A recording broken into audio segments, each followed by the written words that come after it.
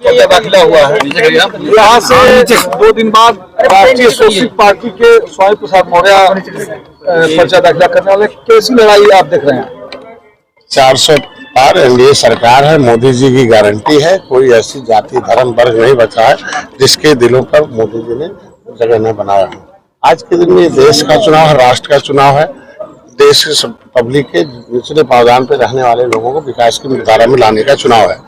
इसकी वजह से छोटे नेताओं का नाम लेना बेकार है। यहाँ पार्टियों का चुनाव है, विपक्ष में कोई नहीं बचा हुआ। आज के दिन में इसकी बात करिए कि जहाँ बिना दूल्हे की बारात लेके घूम रहे हैं लोग, और यहाँ जो है इंडिया जो हमारी गठबंधन है एनडीए की, उसमें जो है मोदी जी के नेतृत्व में चुनाव लड़ा। आज यहाँ कुशीनगर में हमारे दूल्हे जी पर्चा भरे हैं और कमल खिलेगा, क्योंकि कमल भोजन खिला रहा है। यूपी में आज 2 दिन बाद राष्ट्रीय सोशलिस्ट पार्टी के स्वामी प्रसाद मौर्य पर्चा दाखिला करने वाले। कैसी लड़ाई आप देख रहे हैं? 400 पार एनडीए सरकार है, मोदी जी की गारंटी है। कोई ऐसी जाति धर्म वर्ग नहीं बचा है जिसके दिलों पर मोदी जी ने जगह नहीं बनाया है।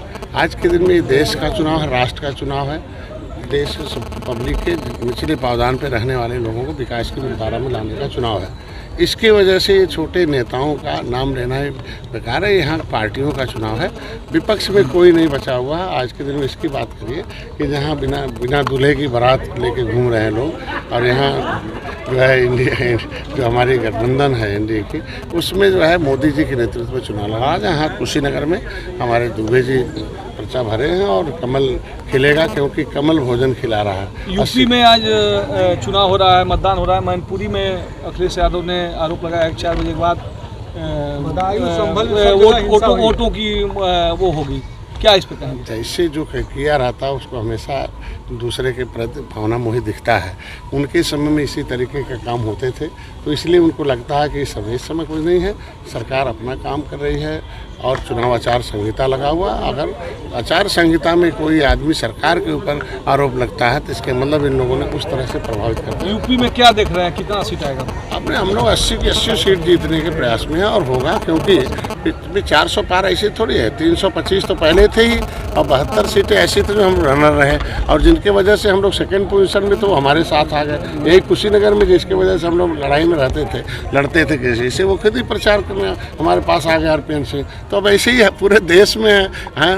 राजभर भाई आ गए हैं, प्रिया जी हैं, डॉक्टर संजय खुद ही हैं। आरएलडी की वजह से कई सीटें लूज होते थे, वो सारी चीज़ें आगे। तो जब विपक्ष में कुछ है ही नहीं तो जीत तो मोदी क्या, जीत कमल का है, कमल जनता का है। कमल लोगों को भोजन खिला रहा है, कमल लोगों को अनाज खिला रहा है, कमल इलाज करा रहा है, कमल मकान दे रहा है, कमल किसानों को सम्मान निधि दे रहा है, रोजगार। कोई भी ऐसा क्षेत्र नहीं है जिसमें अगर विकास कमल कर रहा है, इसलिए कमल के लिए। तमाम कवायदों के बावजूद मतदान प्रतिशत कम हो रहा है। संभल, बदायूं और मैनपुरी में हिंसा भी हुई है, क्या करें? विपक्ष में कुछ है ही नहीं, बचा नहीं है। तो विपक्ष के लोग उदासीन है कि हमारा कोई प्रधानमंत्री नहीं है, तो ये तो प्रधानमंत्री बनाने का चुनाव है ना। तो जब विपक्ष में किसी को चुना नहीं, विपक्ष में प्रधानमंत्री कौन बनेगा, तो इसलिए विपक्ष के लोग वोट ही नहीं डालने जा रहे हैं।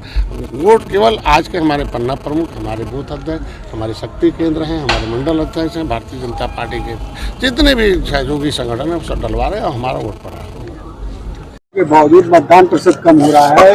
संभल, बदायूं और मैनपुरी में हिंसा भी हुई है, क्या करें? विपक्ष में कुछ है ही नहीं, बचा नहीं है।